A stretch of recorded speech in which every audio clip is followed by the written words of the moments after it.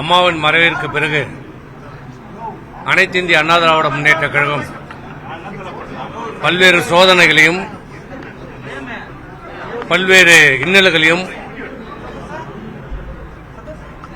அடைந்திருந்தது. ஏன் கட்சி இரண்டாக பிளவுபட்டது, சின்னம் முடக்கப்பட்டது.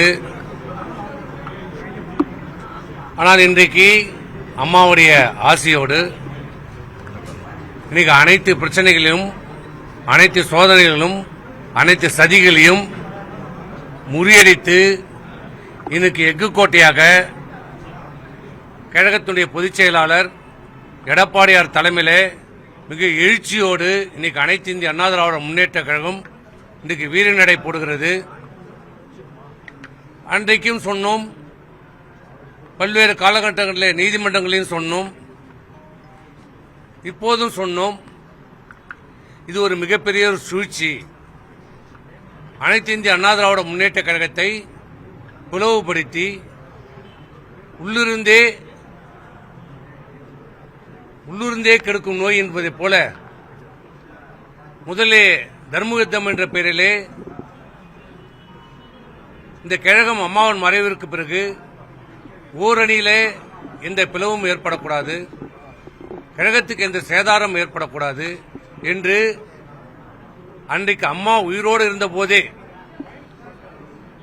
இன்றைக்கு நியாயம் தர்மம் பேசுகிற ஒருவர் அன்றைக்கு என்ன சொல்லியிருக்க வேண்டும்?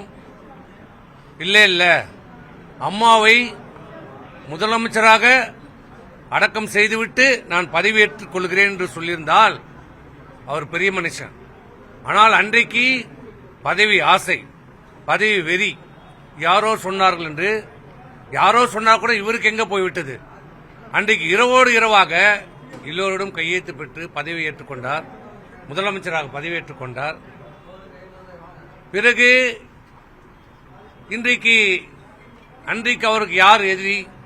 அவருக்கு தேவைப்பட்டால் நண்பர்கள், தேவைப்பட்டால் எதிரிகள், இல்லை என்றால் துரோகிகள். அவருக்கு பதவி கொடுத்தால் நண்பர்கள், பதவி இல்லை என்றால் அவர்கள் துரோகிகள் என்று சொல்லி காலத்துக்கேற்ப, நேரத்துக்கேற்ப, சூழ்நிலைக்கேற்ப பச்சோந்தி நிறம் மாறுவது போல அப்போது நிறம் மாறிக்கொண்டிருந்த ஒருவர். நாங்கள் சொல்லிக் கொண்டிருந்தோம், நாங்கள் சொன்னோம், பல காலகட்டத்தில் சொன்னோம், பல நேரத்தில் சொன்னோம். இவர்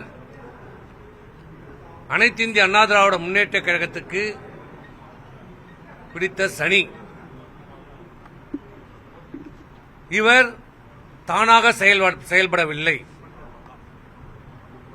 ஒரு தூண்டுதல் பின்னணியிலே மிகப்பெரிய சரிவலை பின்னப்பட்டு அனைத்து இந்திய அண்ணா திராவிட முன்னேற்ற கழகத்தை அம்மா இல்லை, இந்த கட்சிக்கு தலைவர் இல்லை, இந்த கட்சியை அழித்து விடலாம், இந்த சின்னத்தை முடக்கி விடலாம், அதற்கு தேவையான தோதான நம்மளால் முடியாது, பிரதான எதிர்க்கட்சியாக இருக்கிற திராவிட முன்னேற்ற கழகமாகிய நம்மளால் முடியாது, அது அவர் தந்தை காலத்திலே பார்த்து விட்டார்கள், முடியாது, இந்த அண்ணா திமுகவை நம்மளால் அழிக்க முடியாது, அந்த சக்தி நமக்கு இல்லை, திமுக நமக்கு இல்லை என்பதை தெளிவாக புரிந்து கொண்ட அந்த ஒரு விஷயத்தில் மட்டும் அவர் தெளிவாக தெரிஞ்சுக்கிட்டார்.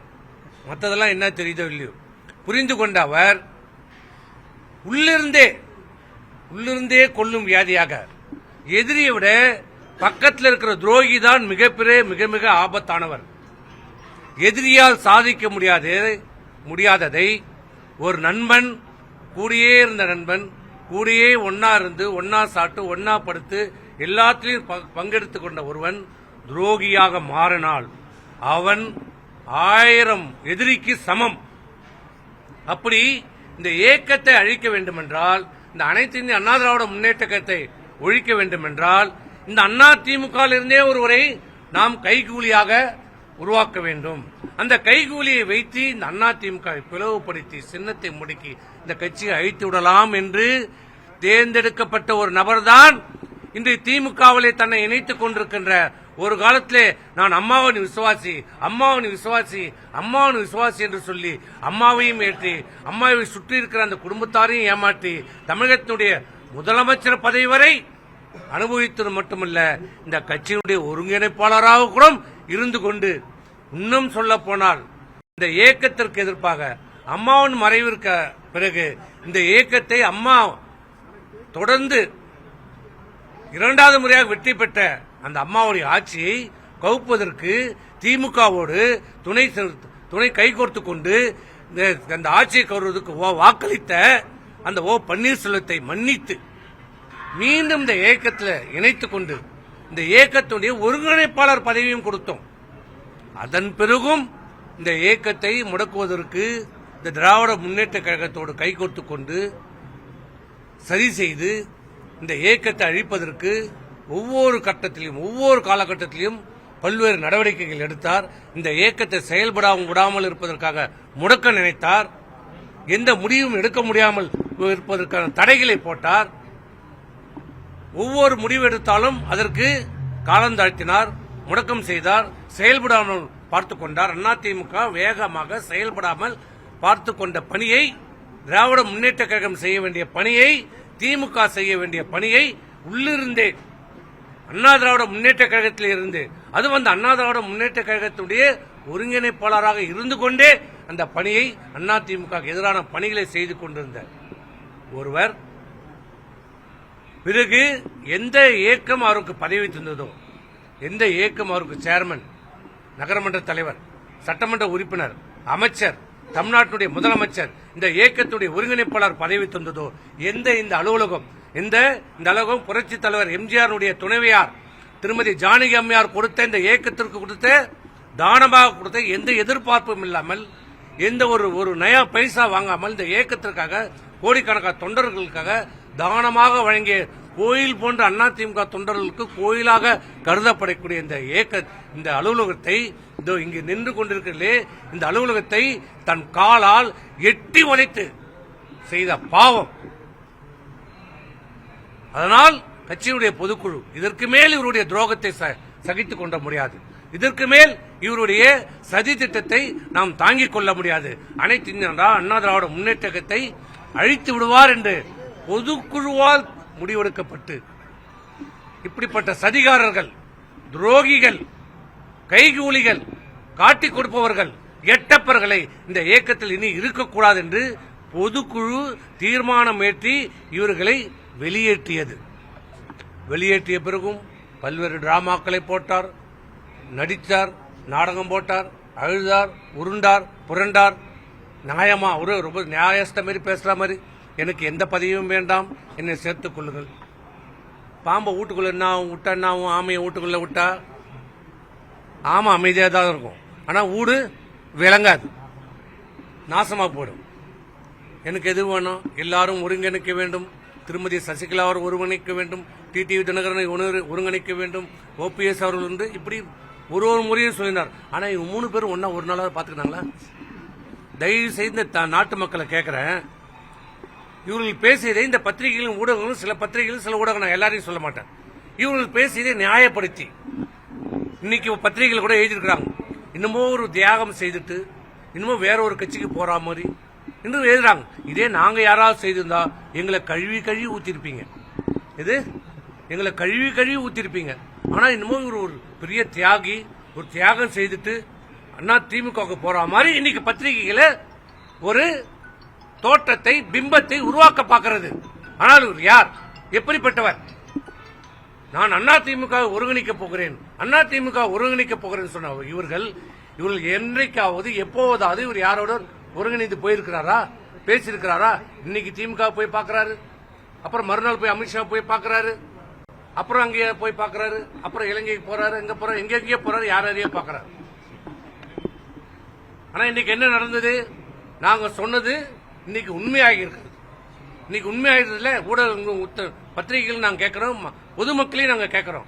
நாங்க அன்னைக்கு சொன்னது இன்னைக்கு உண்மையாகி விட்டது இல்ல. இவர் திமுகவோடு, முதலமைச்சரோடு நெருங்கிய தொடர்பு இருக்கிறார், திமுகவுடைய பி டீமாக இருக்கிறார். திமுக சொல்கின்ற வகுத்து கொடுக்கிற திட்டங்களை, சதி திட்டங்களை, அண்ணா திமுகவை நீங்கள் அழிக்க வேண்டும், அண்ணா திமுகவை பிளவுபடுத்த வேண்டும், அண்ணா திமுகவை வாக்கு வங்கி சிதறடிக்க வேண்டும், அண்ணா திமுகவின் சின்னத்தை முடக்க வைக்க வேண்டும் என்று நீங்கள் வழக்குகளை போடுங்கள். வழக்கு மேல வழக்குகளை போட வைத்தது யார்? இன்றைக்கு தெரிகிறதா? யார் செய்தது?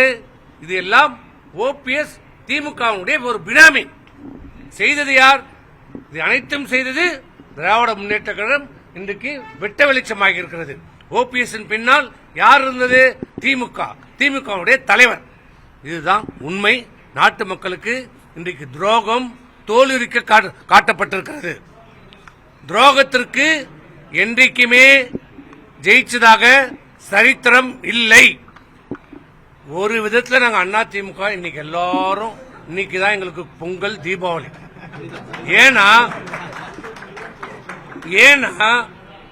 இப்போ நாங்க 2026 தேர்தலை வெற்றி தேர்தலை எதிர்நோக்கி கொண்டிருக்கிறோம். எங்களை கொஞ்சம் நெஞ்சம் பிடிச்சிருந்த சனி இன்னையோட விட்டது.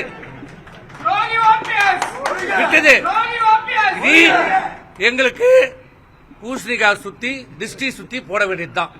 எங்களுக்கு எல்லாம் ஒழிஞ்சது. இன்னொன்னு சொல்லியிருக்கிறார் முக்கியமா. இதை நீங்க தான் சொல்லணும். நான் என்னைக்குமே தீய சக்தி சொன்னதில்லை. அண்ணா திமுக தொடங்கப்பட்ட 1972 என்னைக்கு தொடங்கப்பட்டதோ புரட்சித் தலைவர் எம்ஜிஆர்ல இருந்து சாதாரண அட்டை வைத்திருக்காத அண்ணா திமுக அனுதாபி கூட சொல்கின்ற முதல் வார்த்தை தீய சக்தி, தீய சக்தி, தீய சக்தி. அப்படி நான் தீய சக்தி என்று சொல்லவில்லை என்றால் இவர் யார்? அப்ப இவர் உண்மையான அண்ணா திமுக இல்லை. எத்தனை மேடையில், எத்தனை கூட்டத்தில் இவர் சொல்லியிருக்கிறார். இன்றைக்கு அப்பட்டமாக பச்சை பொய்யை இன்றைக்கு சொல்லுகிறார். இதை நீங்க தெரிஞ்சுக்கணும். அவ்வளவுதான். எடப்பாடி பழனிசாமி சர்வாதிகாரத்தனமா நடந்துக்கிறாருன்னு ஒரு விமர்சனத்தை துரோகி எதை வேணாலும் சொல்லுவாங்க. துரோகி சொல்வதற்கெல்லாம் எங்களுக்கு கவலை இல்ல. ஓபிஎஸ் வந்து திமுக இணைஞ்சிட்டாரு. அதே மாதிரி சசிகலாவும் பொதுக்கி சொல்லிட்டாங்க. இப்போ இங்க அதிமுக சட்ட ரீதியான பிரச்சனைகள், எங்களுக்கு சட்ட பிரச்சனைகள் அனைத்தும் எந்த பிரச்சனை வந்தாலும் அண்ணா திமுக சந்திக்கும், எதிர்கொள்ளும். நாங்கள் அதை பற்றி எந்த காலகட்டத்திலும் பயப்பட்டதில்லை, அச்சப்பட்டதில்லை.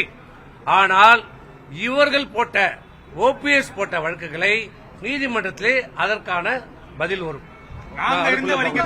தேனி மாவட்டத்தில் வந்து அதிமுக கோட்டை இப்போது ஓட்டைன்னு சொல்றாரு ரவீந்திரநாத். அந்த ஓட்டை இவர் துணை முதலமைச்சராக இருந்தார். யாரு? தேனி மாவட்டத்தில் ஓட்டை ஊந்ததுன்னு சொல்றாரு. அந்த தேனி மாவட்டத்தில் தான் இவர் துணை முதலமைச்சராக இருக்கின்ற போது அந்த இடைத்தேர்தல் வந்தது. ஆண்டிப்பட்டியில் அம்மா நின்று வெற்றி பெற்ற, புரட்சி தலைவர் நின்று வெற்றி பெற்ற ஆண்டிப்பட்டி இவர் குடியிருக்கிற ஊரு பெரியகுளம் தொகுதியில இடைத்தேர்தலில் தோல்வி அடைந்தது. ஓட்ட ஊந்ததான்.